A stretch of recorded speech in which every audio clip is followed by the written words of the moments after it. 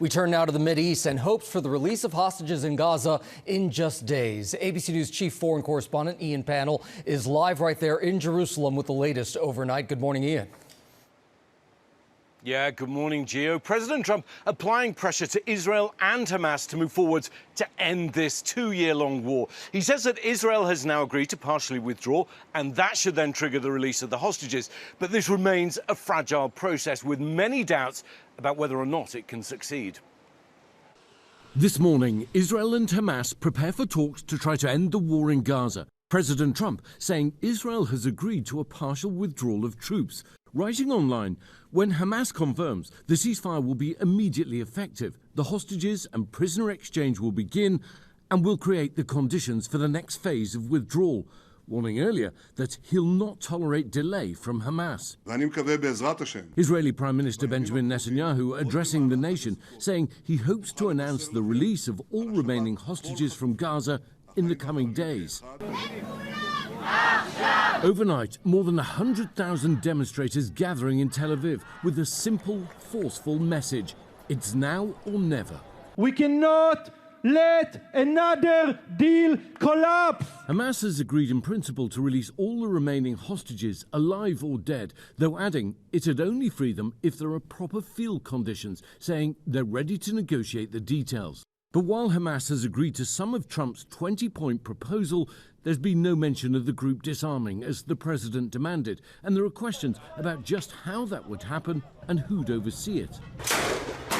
Meanwhile, in Gaza, despite President Trump calling for Israel to stop its bombing and Netanyahu instructing the Israeli military to hold all offensive operations, dozens killed in Israeli strikes Saturday, according to the Hamas-run health ministry. Palestinians there reacting to the possibility of this war finally ending. I hope Hamas ends this war, this man says, because we're truly tired. The war has left nothing for us. So indirect talks set to get underway tomorrow in Egypt, with the US playing the role of mediator. I think that success or failure is going to depend on two key things. Firstly, is either party genuinely ready to compromise? And secondly, is President Trump ready to stay the course and guide these talks to success? Whit? Some key questions. Ian, thank you for that. Let's bring in Martha Raddatz, who'll be hosting This Week later this morning. Martha, good morning to you. So I know you've been talking to your sources. How optimistic are U.S. officials at this point that this ceasefire plan could actually end the war in Gaza? I do think there's a sense, Whit, that this is different. This time is different. It's been almost 2 years. They want this to happen so badly. But of course, we have been here before. We have tried to get a ceasefire. But President Trump seems committed to making that happen now. You heard about his optimism. You heard about Netanyahu's optimism. But as we say, the devil is in the details, and those are very, very difficult now. Even though Hamas has said, we will agree to this, we will agree to that, it is those details that could bring this down. And we know some people who are watching this very closely, the hostage families. What are we hearing from them about what Prime Minister Netanyahu said in that statement that the hostages could be returning in the coming days?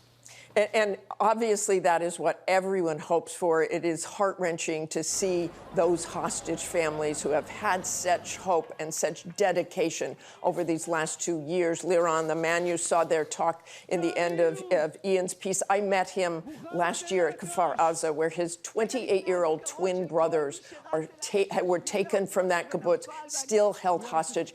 The way he feels this morning as he's hearing all this, he said he's filled with dread, but hope.